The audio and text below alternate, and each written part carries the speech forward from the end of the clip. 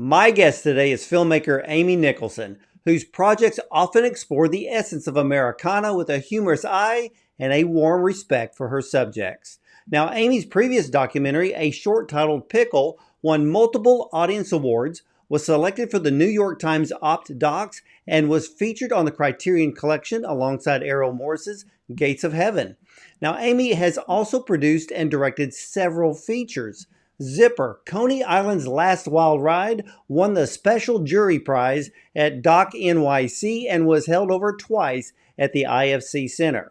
Now, Amy Nicholson's newest film documentary, Happy Campers, chronicles the final days of a working-class summer colony in a scrappy trailer park that just happens to hold the secret to a rich life. So, ladies and gentlemen, let's welcome documentary filmmaker Amy Nicholson and her film, Happy Campers, to the show. Welcome, Amy. Thank you. Thanks for having me on. Yeah, I have to say, this is probably the most endearing film it just says that the simple life still exists, and there are people who find joy in living it and being content. I mean, this is pure Americana at its best. For you, though, how did you find and learn about this waterfront community in Virginia? I grew up in Baltimore, Baltimore is a very working class town.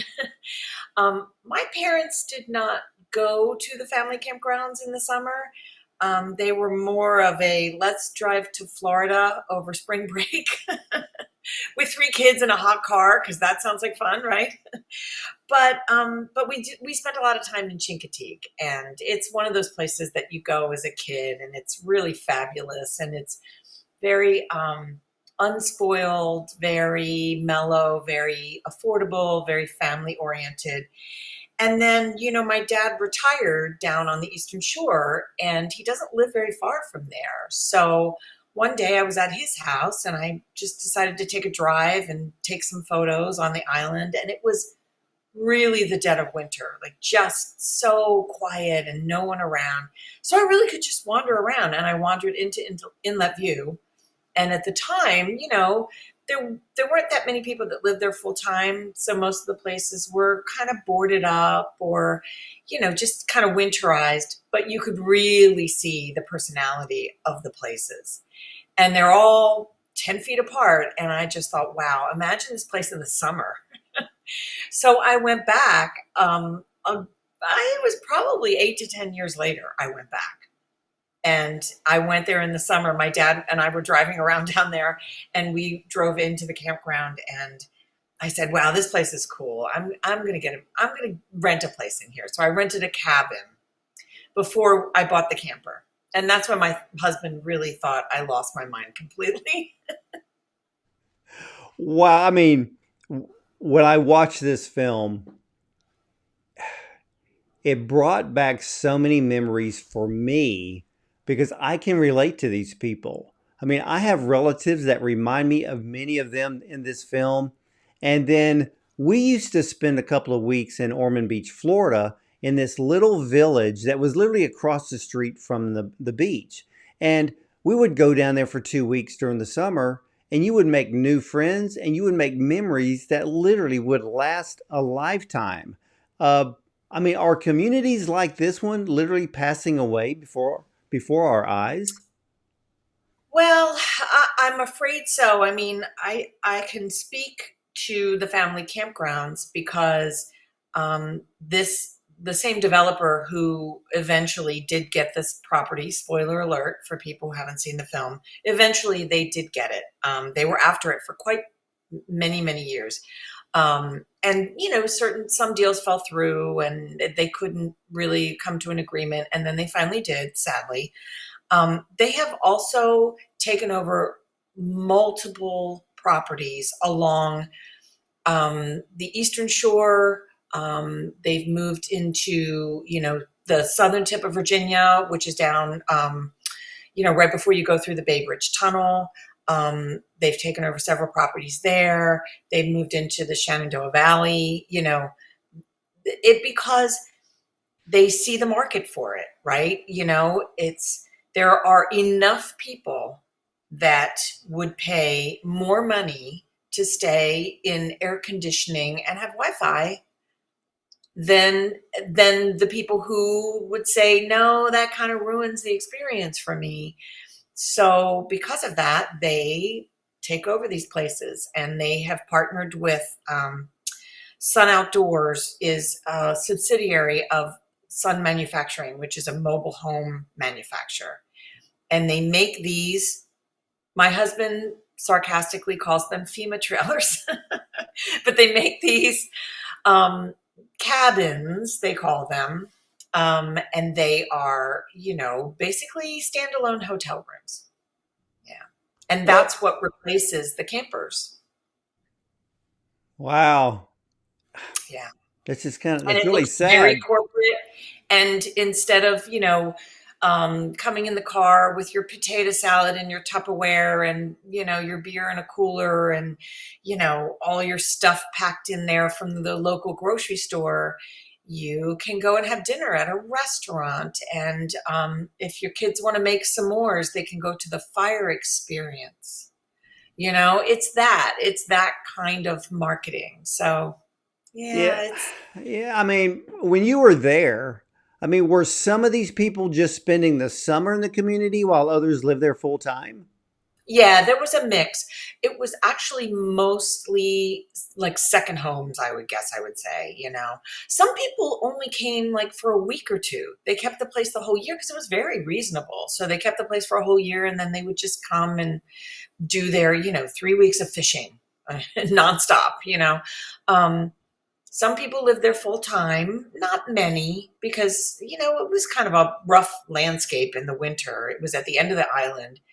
It's very windy on the water, so it can get kind of cold in the winter. Um, and most people came like April to November, I would say.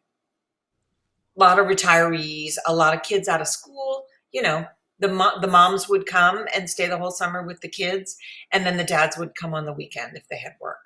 Well, okay, this is a waterfront Virginia community. I know that people in Florida, you get the snowbirds, so they're all from Michigan and Illinois and New York. But where are these people coming from to come to this community? Are they just from other parts of Virginia, or Some, are they snowbirds just moving halfway down? well, they're kind of reverse snowbirds, I would say. A lot of people from Baltimore, a lot of people from Delaware. There was a whole group from Norfolk. And there was one group that I called the super campers because they came from Pittsburgh, and it's a 7-hour drive. And I just thought, wow, they really love this place because it's a long haul, and they would come for the weekend. So, and there were lots of families from Jersey, just people that discovered it, realized how beautiful it was. Then they told their family members, and then, you know, if a place opened up, somebody would grab it. And yeah, so that's kind of how the community got built. Well, when you were filming it, I mean, did you find the meaning of life while interacting with them? Pretty much. Yeah. Yeah. I mean, I came home and I just thought, wow, I have never been happier in my life because it was so relaxed, and nobody cared. Nobody cared about, what you did or how much money you had or even what kind of car you had or what what furniture was, or even if you were like not the best housekeeper, people would say, okay, live and let live. It was very mellow and very fun for that reason, because when you don't care what the next guy is doing, um, and it doesn't have that constant like hamster wheel feeling, then everyone's there to relax and have a good time. Now granted, everyone's there on their off hours. So, it's a little bit of a cheat because it was such a paradise, because I think people were having such a good time because they were free and they weren't burdened by work or bills or any of the normal stuff. But I would have to say, even if that was a full time working community and it was the same group of people, they would probably be largely the same. Well, what did you learn most from the people while you were there? I would say, shut up and get out of your own way. I don't know, no, I think the thing I learned the most was you really don't need a lot. And the things that make you happy do not come with any price tag. They're free. And that is hopefully the biggest takeaway for people who watch the film. Yeah, Because, no, go ahead. oh no, I was going to say just because, when you talk about, the monetization of places like that, that's the part that gets lost. Yeah, the thing that I loved about this film, and there was a lot of things I loved about this film, I just love the fact that they were content. Like you said, nobody cared what you did or had done for a living. Nobody cared if you were rich or poor. And I think there was a couple there that they kind of laughed, like, yeah, we're the poor people in the trailer park kind of Yes. thing. And I thought it was kind of funny, but they were happy. And I love the sense of community to where, you see people playing horseshoes and playing, doing things together, sitting at a kitchen table in the evening and playing cards. I mean, For that, nickels. yeah, yeah. Quarters were a big bet. Yeah. And it was just like nobody is staring at their cell phone. They're interacting No. with human beings and just enjoying. And, look, that's where memories are made. And Mhm. conversations can be anywhere from small talk, and maybe there are serious conversations here and there, but that's just Not many. it was it was it was such a pure joy to watch these people. And towards the end of the documentary, I think the whole point of living a life that it has a sense of community, having neighbors that you can talk to and not avoid, uh, was where the older gentleman, you were filming this older gentleman, and it was towards the end of the film where he was packing up his things with his wife. And he said, now I have to go back to the real world. And the real world is now a society that lacks the true sense of community, lacks friendships. Many people today, they think friendships are just who their followers are online. That's right. And Right. that's their idea of social communication. But I was absolutely saddened by his words because he knew the true meaning of life. And to him, to pack up and leave, it was like he was kissing it goodbye because, we all know what today's modern communities bring, and they don't bring community. That's right. Yeah, that was Paul. He was one of my immediate neighbors. I think he was two houses from me. Um, yeah, and I didn't expect him. If you notice, Paul is out of focus because I was focused on the door because his wife kept coming out and asking him if they had more straps. And then Paul said this most meaningful thing, and we just thought in editing, we were just like, okay, he's out of focus. But what he says is so beautiful because what he said is, I have to go back to some sort of life, but it's not living. And Right. that really killed me. That was the line of the whole film because he thought, no, this is living. Coming here, maybe you don't get along with everybody, but you love everybody just the same. And, you hang out, you get to know folks, yeah, there might have been serious conversations going on. Mostly what I heard was a lot of really funny stories, a lot of bad jokes, just a Yeah. lot of hanging out, a lot You of know, fun, just a I lot of like, didn't. Yeah, because I didn't really notice that he was out of focus. And now that I think, yeah, and now I that I should have think, told because you. I was paying attention to what he was saying, Right, right. And and that's then why we chose that shot. yeah, and in a way, I think that just being slightly out of focus with him, but getting his words, I think adds to the moment Oh, I because hope so. because the clarity becomes the background, the clarity becomes the trailer, and that's what's actually being left behind, and what is fading was the very thing that he was saying. So Right. if we want to look at it from an artistic point of view, then you come across looking brilliant. Oh, thank you. I'll take it. I'll take that mistake as a purposeful. I mean, because like you said, you heard numerous stories about all the happy times, and there were a few that you had interviewed where there were, I wouldn't say, I'm not going to say, well, maybe a sad time or two, but it's because of the fact that it was somebody there that was living there full time. Their family would come by, for a week or two during the year. And it's like that one woman talking about it was her mother and her sister, or mother and daughter, that both passed away from breast cancer. And Yes. that's just, Yes. she was just giving real life right then and Yeah. there. Well, that's Kim. That's how I met Kim. Is the one of the first weekends of our third summer there. Kim lived right by the public dock, so everyone met her.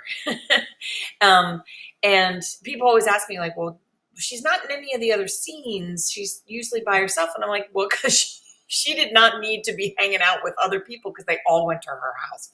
But we met her down at the dock, and they were doing a memorial. And talk about, like, this is just how open and beautiful of a community it was. She had just met Tim and I, and she said, would you like to come in and be part of our memorial? It's for my sister. And so that's why I revisited that story and asked her if she could tell me how her sister passed away and why they wanted to put the ashes there. And that's what she told me. It was amazing. Yeah. Well, And the whole story about the shower, which, spoiler alert, but yeah, she didn't want to take a shower outside. It's that whole thing where it's like, I have to have air conditioning and Wi-Fi, and, like, yeah, okay, if you think you're above it, you will be, and you will never have an experience like that. I agree. I mean, I remember when I was a kid and went to camp, there's no AC in the cabins, Right. and of course, back in the day, there was no thought of what a cell phone was because they never existed. I grew up with a black and white television. Right. Rich people had color television and rich people had cable. And with cable TV, there was probably three channels to only the Yeah, three you still see channels. those signs on old motels where they say color TV. I love that. Oh, yeah, and that's exactly what that was. I didn't get a color television until I think I left for college. Mm. So Yeah. I lived my whole life with a black and white television, but I didn't think anything different about it. And this is why I love this film, Kim. I mean, Amy. Um, my Okay. goodness. It's just so pure. And it's Yeah. I want everybody to see this film because I want them to realize that, and to remember what life was, what real life is, what life used to Mhm. be like. And for those who have never experienced real life and just live, and I feel sorry for the people who have been born and raised in a world of technology because they have no clue. Until they see this film, they're going to see what true real life and being content. Nobody cares what the label on your shirt is or what kind of purse you had. This is just about Or you could community. just have no shirt, which a Exactly, lot of like the men there did. I mean, that's the joke, right? No shirt, no shoes, no service. And, when you got in that gate, it didn't matter what your body was. It did not matter if you really felt more comfortable without your shirt on, then just go for it. yeah. And I love the No. fact too that all of the kids, they were probably down there for the summer. They made friends. Uh, Many of them probably saw each other again the next year. And it brought me back to my childhood of, riding bicycles everywhere you went. You didn't have to worry about any Mhm. dangers or anything. You just got on your bike and you just had fun. You used your imagination. I loved like when you had the 4th of July celebrations and everybody's having the fireworks and sitting around in a circle. I'm like, oh my gosh, we need more of that. But we just live in such a modern society to where that just completely goes over our head now. Yeah, and I hate to I hate to like rail on technology because here we are. I can be can be on your show, and I can make a whole film during COVID in my house, I mean, I can't say it's wrong because it facilitates so much, and I think I've gotten smarter just Googling what does this mean, But I it's nice of you to notice how few cell phones there were. And I think that I think I the only counted three, uh and that's because one was at you know where they held the bonfire. mhm. Okay, so somebody was holding one up because I think she was like filming her friend who was fishing, and then maybe one of the women that was in one of the trailers, she looked down and goes, "Oh yeah, that's so and so," and that's Mhm. about it. Other than that, Yeah. you saw no technology. Yeah, and there's a scene where my neighbor Joy goes over to my other neighbor Anna's house. These are ladies that live near me, and Anna used to call her friend Diane in the morning to check in on her. And I think Diane was back in Jersey at the time, and they were chit chatting. But she would usually call her in the morning because she had bad knees. So she didn't want to walk over the sand like four houses away, just in case she fell. So that would be a good practical reason, and maybe that's what she did with her phone. But yeah, and Diane was a really good DJ, so she had one of those little speakers, and she would play music, and people would sing along. That was it. I mean, really, it was a lot of like radios and people breaking out guitars, and just yeah, it was very unplugged. I think it's so that's why I'm saying I don't want to just trash on technology, No, no, no, no. but I I get it. do. It's just that we are overusing technology. Technology has become a time waster for a lot of people. And you probably know the joke about screenwriters. I'm going to sit down. I'm going to write a screenplay, but let me check Twitter, Facebook, Right. Instagram, and LinkedIn, and then I'll get back to writing a screenplay. And that's Yeah. where we're at. We're Yeah. overstimulated by all this around us, thinking that it's actually important when it's not. What's And I important think is what your film has brought forth. And ladies and gentlemen, I want you to see this film, Happy Campers, because you need to see what it's like to, in a way, be 95% unplugged. And, you may be plugged up to a septic or maybe an AC unit in your window, but that's the way it used to be. And there are people that probably still live like that, and kudos to them. But Amy, I have to ask because I was wondering about the buyout. Did the developers did they buy out each resident, or was it sold as one big piece of land and then everybody got evicted? it was one big piece of property, and if there were people who, because the previous owners were, lovely people, and they made a lot of deals with people, they would say to people, well, if you pay ahead for next year, we'll give you a break. It was really nice. Because they still, some people still had like, I guess, time on the clock, you would say. They did eventually it took a while, but they did the right thing. And they went back and they gave people back rent if they were owed it. But they bought that piece of property. Um, How big yeah, they was bought. it? I should know that. I don't really know, except it was the southern tip of the island, and it was a piece of property that is right next to the public marina. So it was a really, really good spot. And also, um, from most of the places, especially the ones like right on the water, you would get the most gorgeous sunsets. Because it's a very rare thing on the East Coast to see the sunset because you're not facing that way if you're facing the water, but in this case you are. So that inner side of Chincoteague Island, if you look on a map, I suspect that it will be completely redeveloped within a couple years. Yeah, because, you can sell a sunset view and people will pay for it, you know. They will definitely pay for it. I mean, when you were interviewing all of these people, what did they tell you that they were going to miss the most? Mm.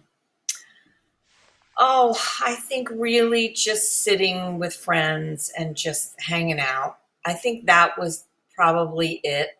Just, and I think also a lot of people talked about this, and I didn't. We made a conscious decision not to have any really, kind of on the nose revelations, but there were plenty of great things that everyone agreed was um, part of the place. And, like everybody helps each other, people look out for each other's kids. If someone can't pay the light bill, you help them out. You're leaving for the week, you're not coming back till the next weekend. You go to your neighbors, you give them all the food. There's a lot of that. There was a lot of that going on.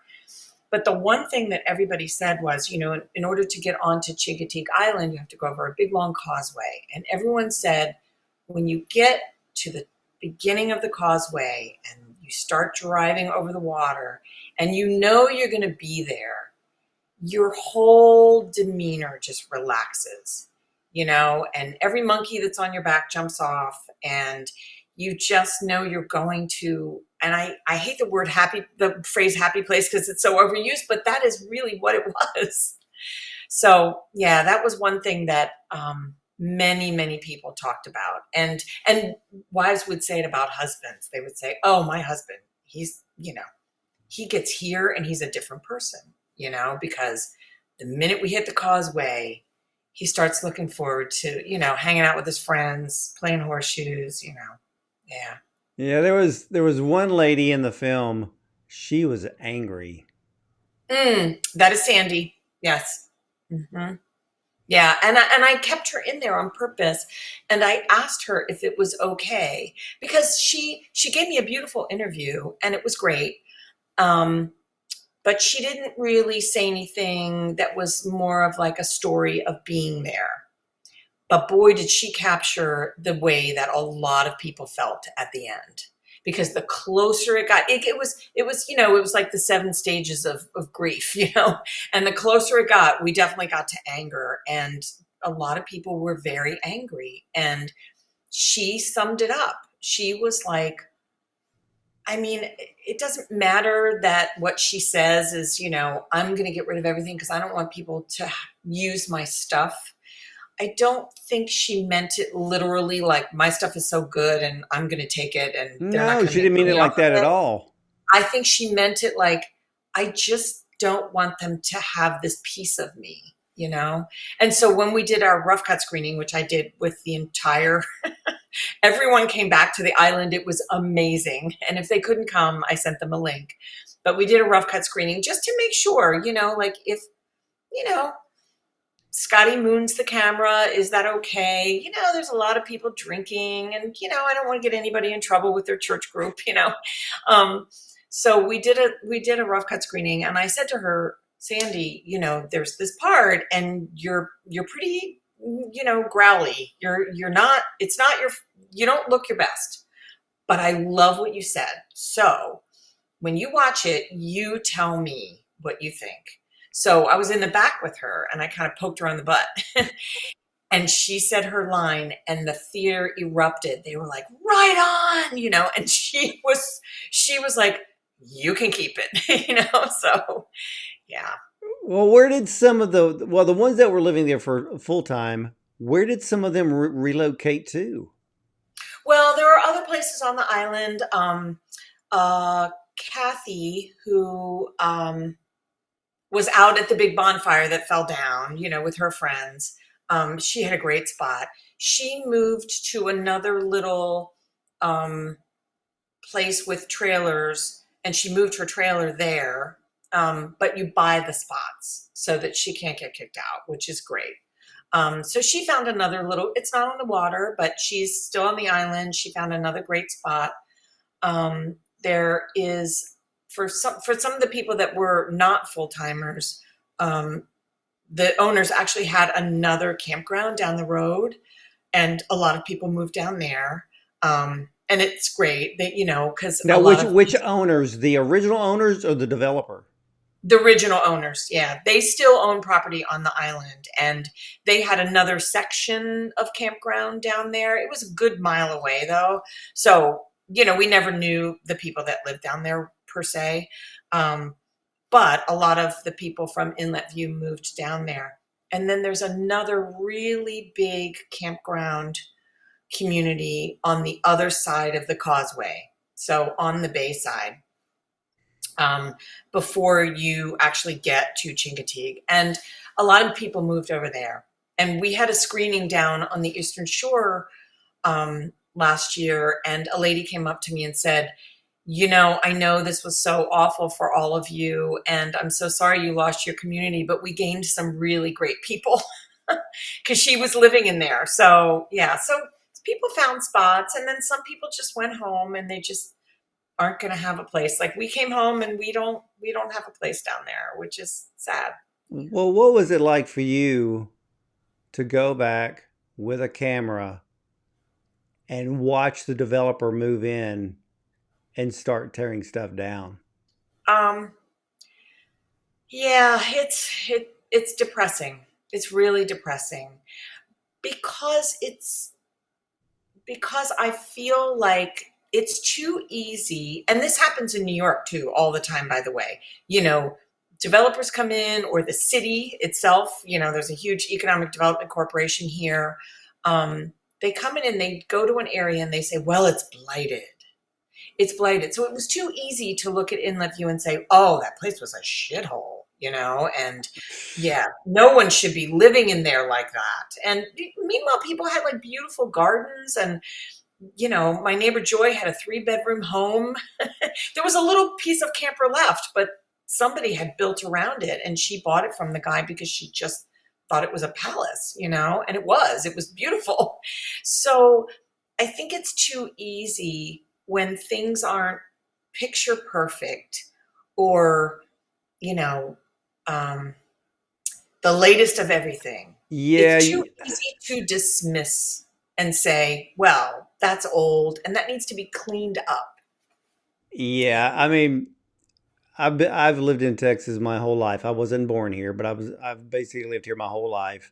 My biggest pet peeve about this state is if there is a tree, if there is a plot of grass, somebody's going to put concrete all over it. Mm-hmm. It ticks me off. I'm like, And then it'll flood. yeah, exactly. And I'm like, can we just stop progress in certain areas?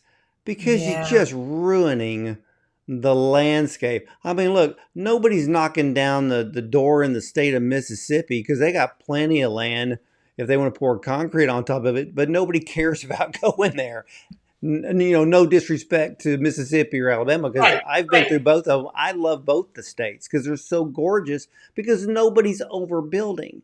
But you're right. If they look at like an RV park and go, oh, that's an eyesore, and then try to find a reason to take it over and then force everybody out so they can put $1 million development in, their attitude's completely wrong.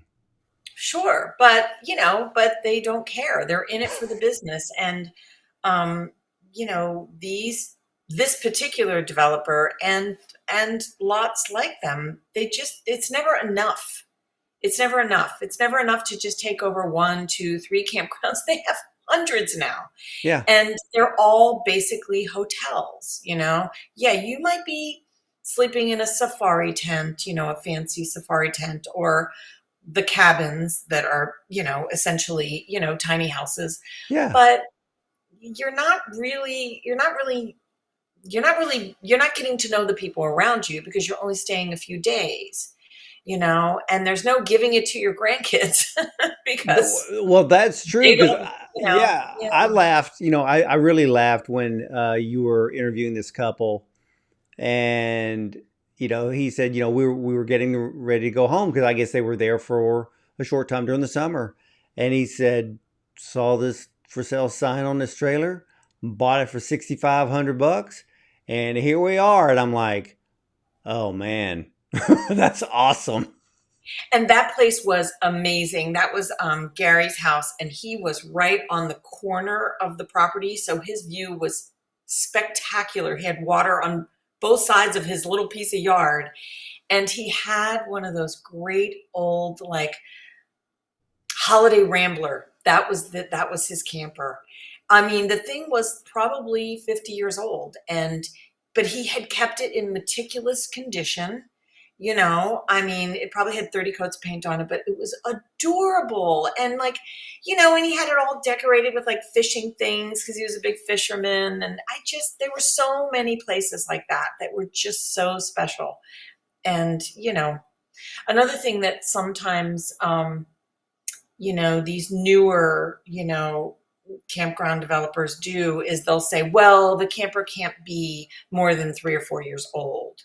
And it's a way to like keep out the riffraff. Well, what a wasteful society we live in, where you're going to throw away something just because it's not the latest and you don't want to deal with it. Like that kind of thinking. And, if those are the people that are allowing people to go and do those things, then eventually the people with the older campers will be marginalized. Yeah, and And how are you then going what to? happens? Yeah, It's like, what are you going to tell the guy that's got a perfect 25-year-old Airstream? Seriously, right, you know, right, you can't tell the exactly. difference between that one and a new one, basically. So I think Yeah. that I get where for some of those places, um, I don't, and I don't want to use the term riffraff.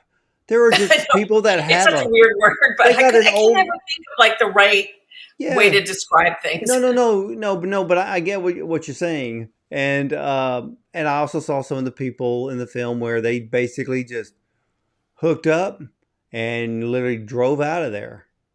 Yeah, yeah. There were some campers that were newer that could move. There were some where people were moving them to another spot that wasn't too far away, so it wasn't too hard on the camper to move it.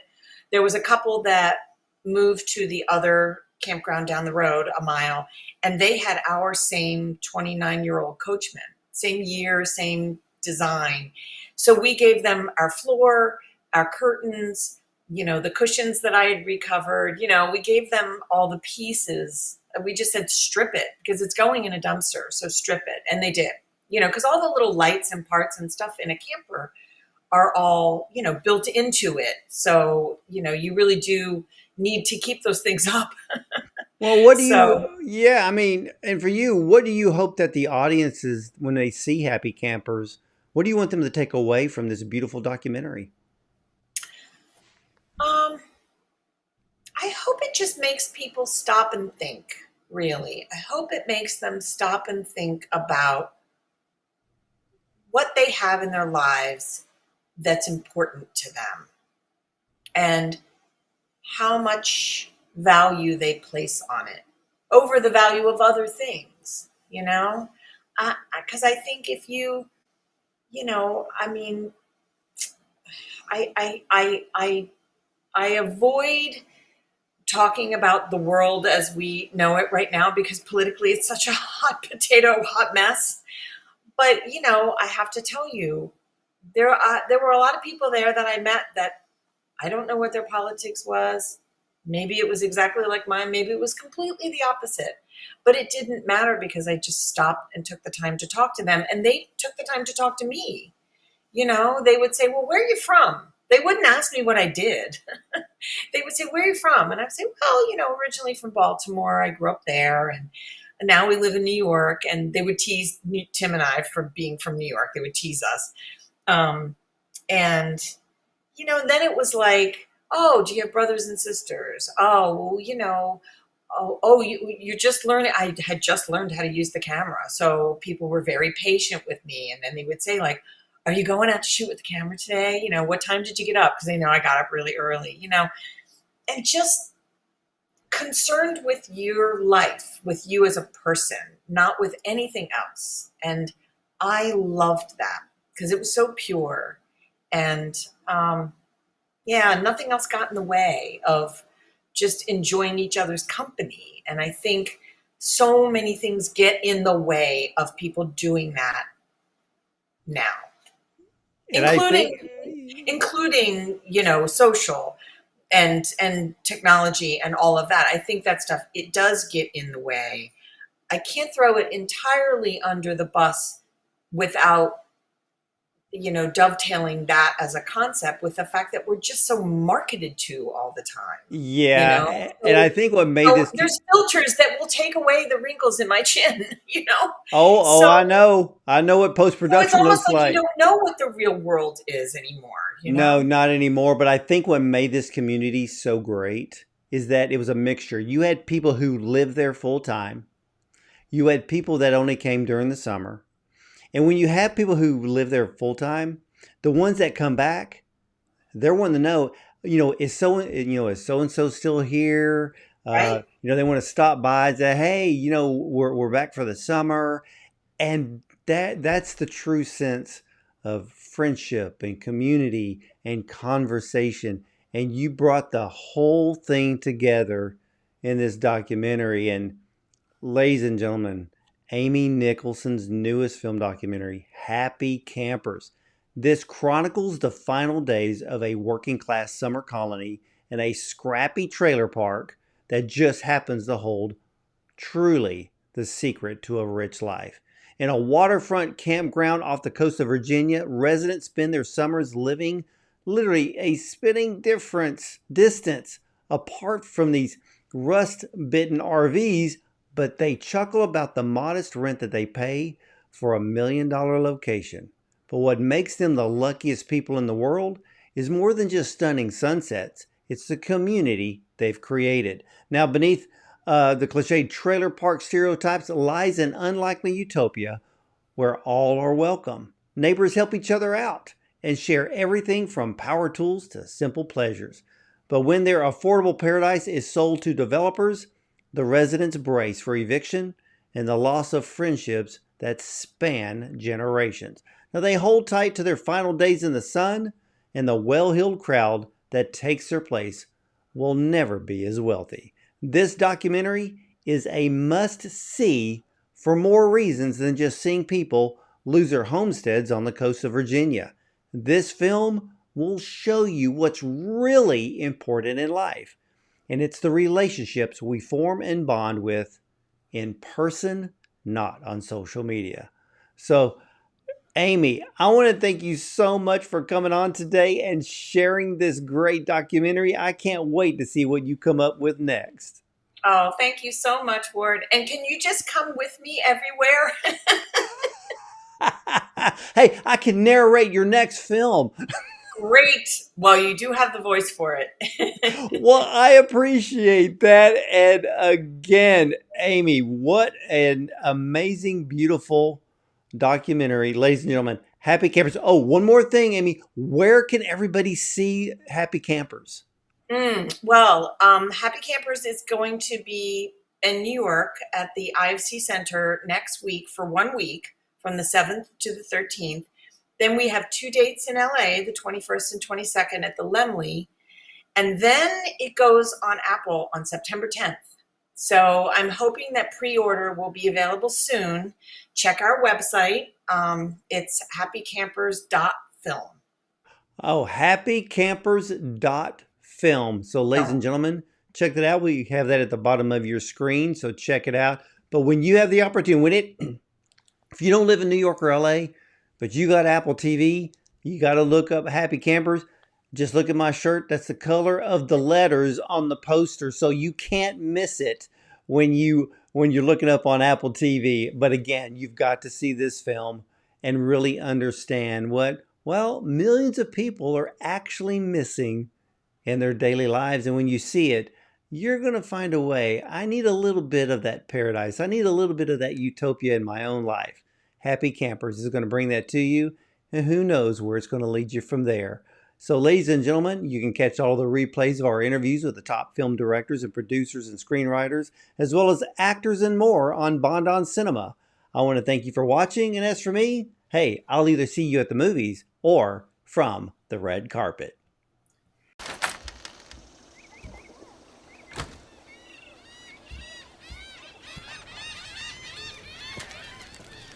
I sent pictures to my sister.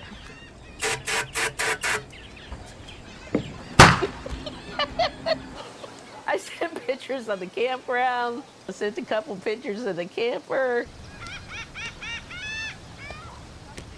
She wrote back, "You lost your mind." I got false teeth, I ain't flossing.